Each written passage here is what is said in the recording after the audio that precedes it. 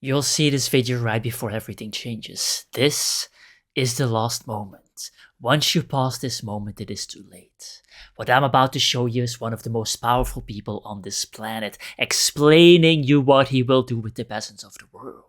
And I think the dislike of and anguish over social media is just growing and growing and growing.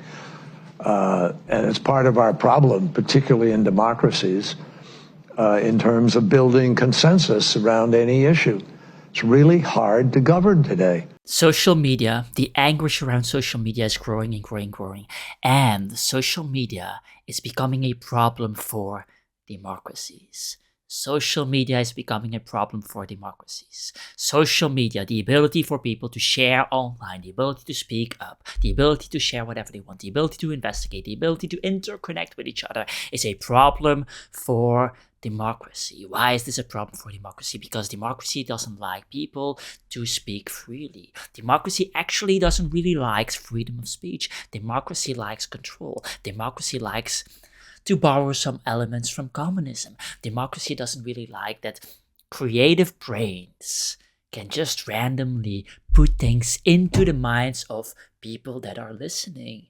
Democracy likes to be the sole deliverer of content with their democracy systems, aka big-ass media corporations that are controlled and that are doing exactly as they are told by democracy themselves. And it's part of our problem, particularly in democracies, in terms of building consensus around any issue. It's really hard to govern today. It's really hard to govern today. It's really hard with social media to govern today. Social media is standing in the way of governing, of ruling, of taking control. It's really hard to be a dictator today. It's really hard to make sure that everybody follows your guidelines today. You can't, there's no, the referees we used to have to determine what's a fact and what isn't a fact are kind of, been eviscerated to a certain degree. The referees we used to have to determine what is a fact and what is not a fact, they don't exist anymore. And that is a problem for us because without these referees, we don't actually have control. And these referees are very necessary because without those referees, people can just say whatever they want. People can just share the truth. We don't want them to share the truth. We don't want them to share the truth about, about vaccines or about elections or about rigged elections or about whatever that we want. We don't want that.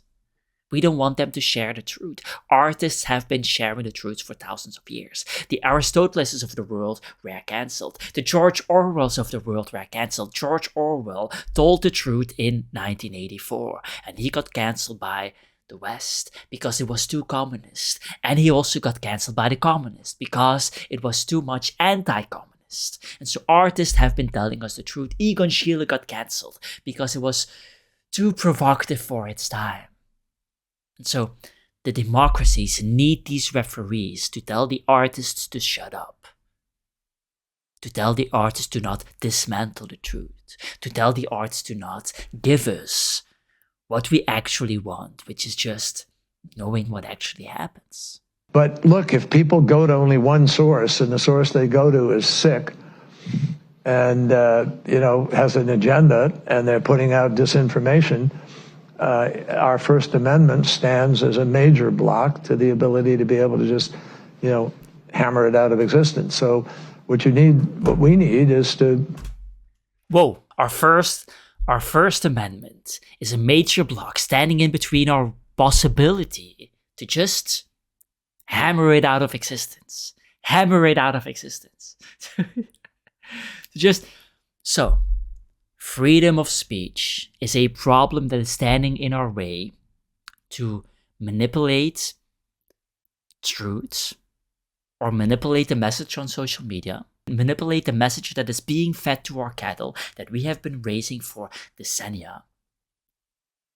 And we should, ideally, we can hammer it out of existence, but because of the First Amendment, we can't do that anymore with the coming of social media. I mean, look, slavery is coming. Slavery is coming. The truth cannot be told. The truth cannot come out. The truth came out when George Orwell wrote his book, and they silenced him. The truth came out when Aristotle was influencing the youth too much of his time, criticizing the religious forces, and he needed to be silenced. When Galileo Galilei was also discovering particular things that were going against the establishment, going against the elite, he needed to be silenced. He needed to be hammered out of existence. George Orwell needed to be hammered out of existence. Artists, creatives that have the ability to share their message, share their truth, share something that lifts the minds up from the people with the world, that needs to be hammered out of existence. We need more referees taking control over the creative brain.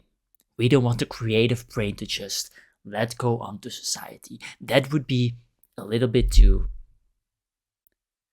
joyful. And people go and then people self-select where they go for their news or for their information.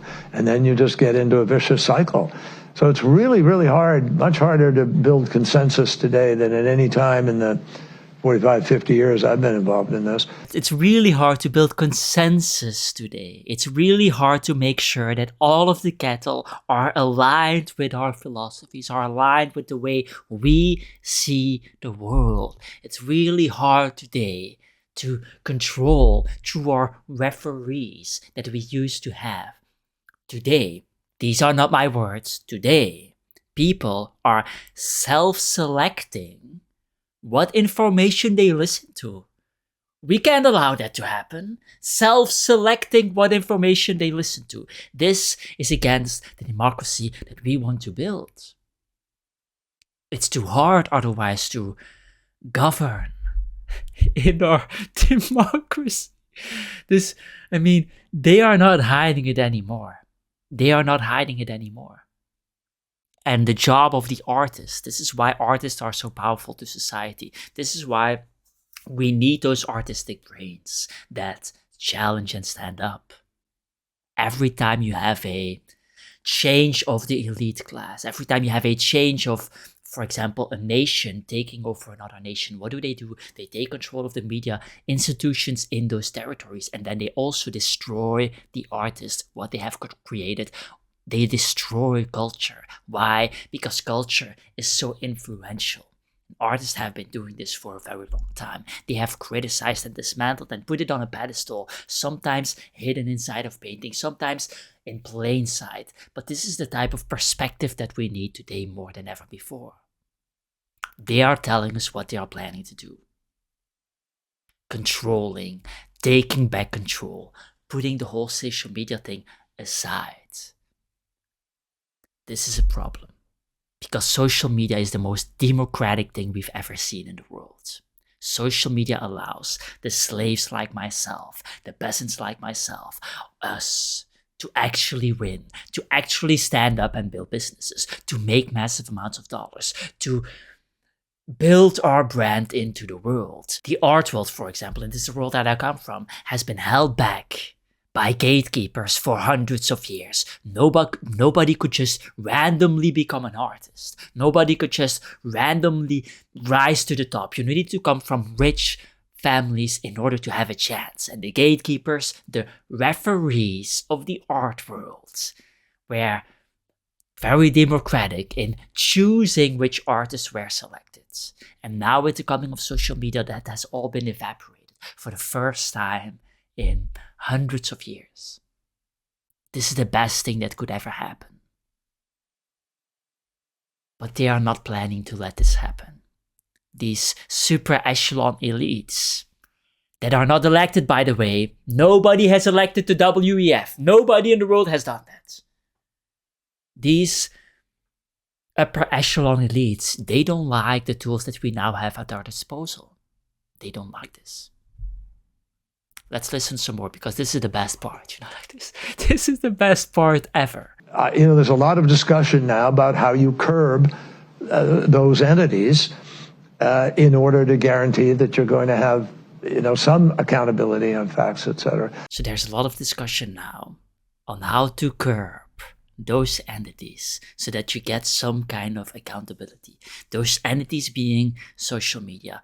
Curbing, I don't know what he means with curbing, but let's say that he means manipulating. Let's say that he means, this is my naive artist brain. I don't know what these people are talking about. They are way smarter than me, but it feels like they are trying to control social media. There's a lot of discussion on how to control. Bear in mind that they are already massively doing that. We see people getting cancelled left and right. We see people going to prison because they dead named somebody online. They potentially accidentally used the wrong name and they go to prison. We see people getting cancelled for all sorts of strange reasons. But historically speaking, who are the people that are getting cancelled?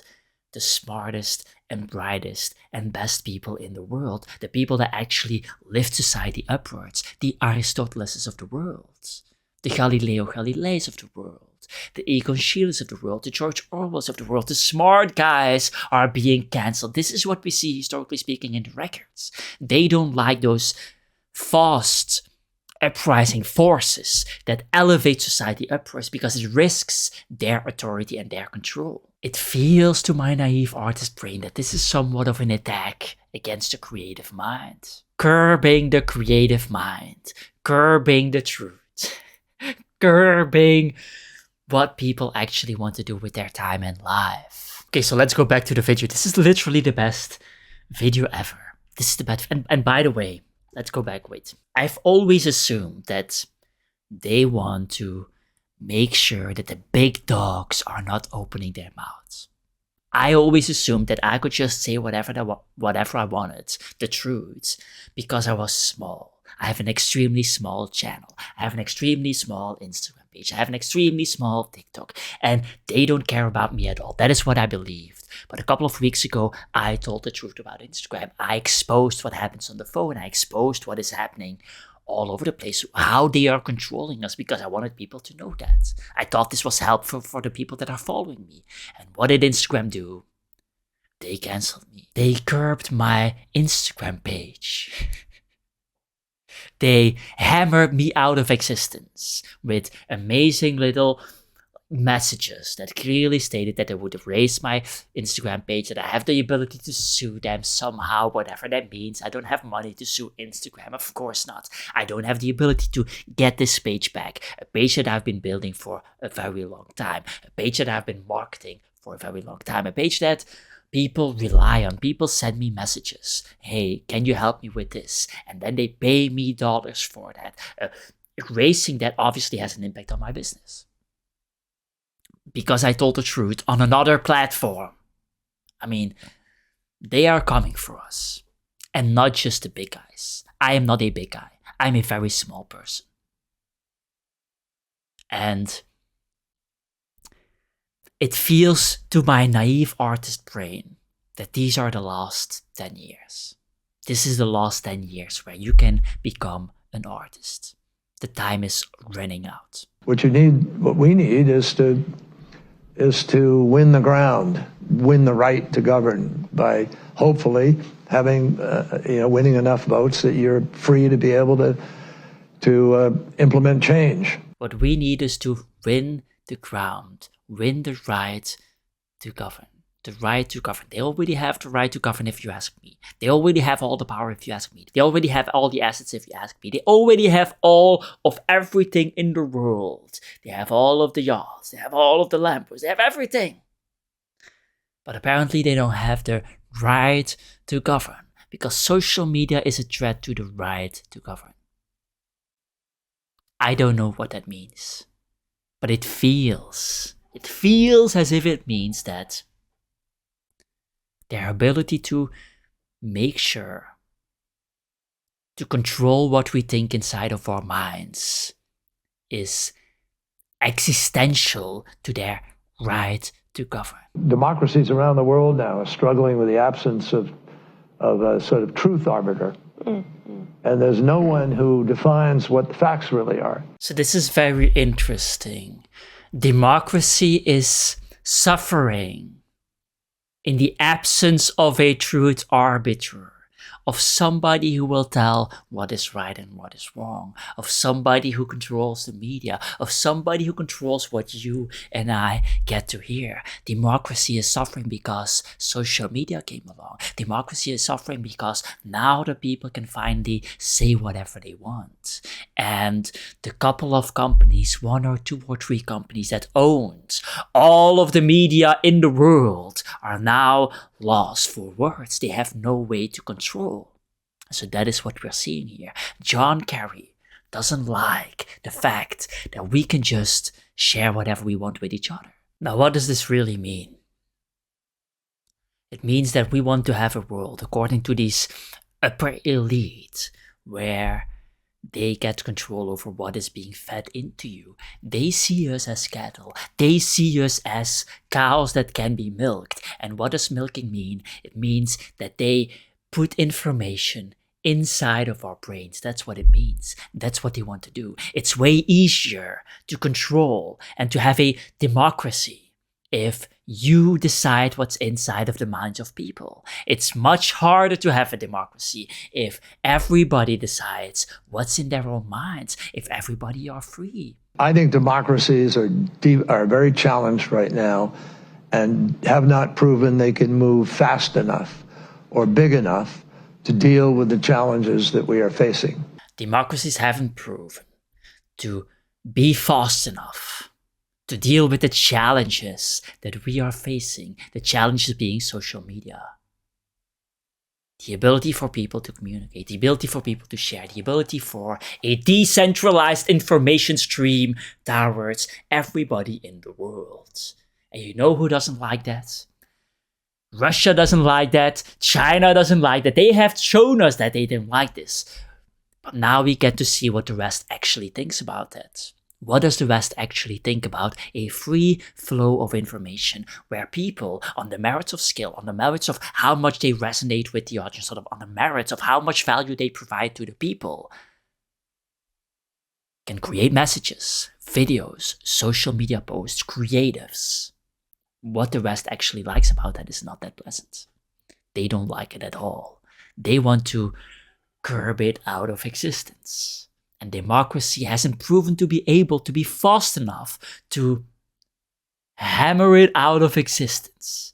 That is what is being said here. Now, why am I making this video? Why do I want to show these clips? Because this is not a political channel. I don't actually believe that we live in a democracy. I don't believe that. So I have no interest in politics, but I do have an interest in creativity.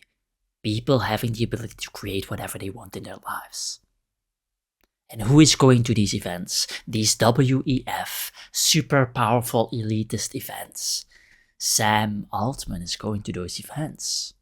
He is being invited on those events. Bill Gates is being invited on those events. And what are these people creating? What is Sam Altman creating? He is creating open AI. Open AI. He is creating these artificial intelligence machines that are replacing artists. What is the role of artists historically speaking? Artists are challenging preconceptions. Artists are challenging the establishment. Artists are challenging belief systems and religious systems and ideologies so that we can imagine better futures or alternative futures. And then as we are theoretically constructing all of that, philosophically constructing all of that, we are shown a new future, and as we are shown it, we can go towards it. And so that is the power of these artists, of these philosophers, of these thinkers, these free thinkers. They give us a path forward. They challenge but give us a path forward. And so because they are so powerful, they are being put away. That is why we challenge George Orwell. It was too risky. It was just like, what is happening here? He's just explaining how it all works. George Orwell is just explaining it in his books. That can't be happening, so we cancel him. But what is easier than canceling him?